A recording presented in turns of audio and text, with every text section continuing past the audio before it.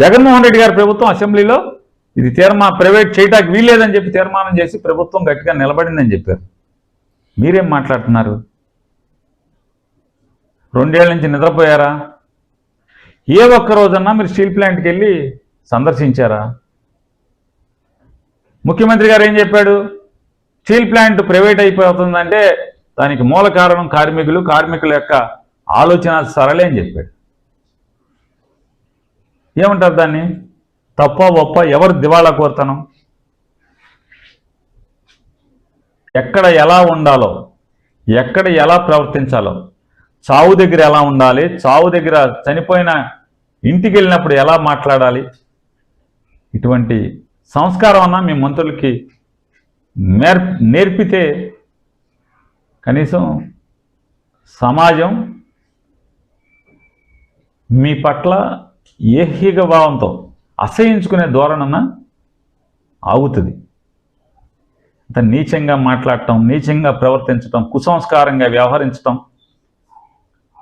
కట్టిపెట్టమని చెప్పని ఇప్పటికైనా వారు ఎవరైతే వాళ్ళ ప్రమాదంలో మరణించారో 8 మంది మరణించారు, మరొక 5గురో 6గురో చావుతో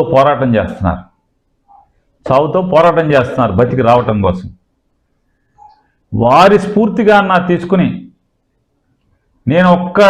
నాకొక్క పార్లమెంట్ మెంబర్, ఒక్క ఎంపీ ఉంటే చాలు, నేను అసెంబ్లీలో నేను ఒక్కడున్నా చాలు దున్నేస్తానని చెప్పని ఖాళీగా ఉన్నప్పుడు ప్రగల్భాలు పలికినటువంటి ఈ నాయకులు ఇవాళ పైన కింద వీరే అంతా చక్రం తిప్పుతున్నామని చెప్తున్నారు, అంతా మేమే అని చెప్తున్నారు. ఈ స్థితిలో మీరు క్యాప్టివ్ మైండ్ కేంద్ర ప్రభుత్వంతో కేటాయించేలా కనీసం వీరి మరణం అన్నా, ఈ కార్మికుల యొక్క మరణంతో అయినా మీరు కనువిప్పు చేసుకుని మీరు క్యాప్టివ్ మైండ్ ఇప్పించటానికి, ఆ స్టీల్ ఫ్యాక్టరీని ప్రైవేట్ పరం కాకుండా కాపాడటానికి నిజాయితీతో పనిచేయమని చెప్పని, అలాగే కార్మికులకి రాష్ట్ర ప్రభుత్వంలో పర్మనెంట్ ఉద్యోగాలు ఇవ్వాలి. ఎవరో మీ కార్యకర్త గ్రామ కక్షల్లో మర్డర్ అయిపోతే అతనికి మీరు ప్రభుత్వ ఉద్యోగాలు ఇస్తారు.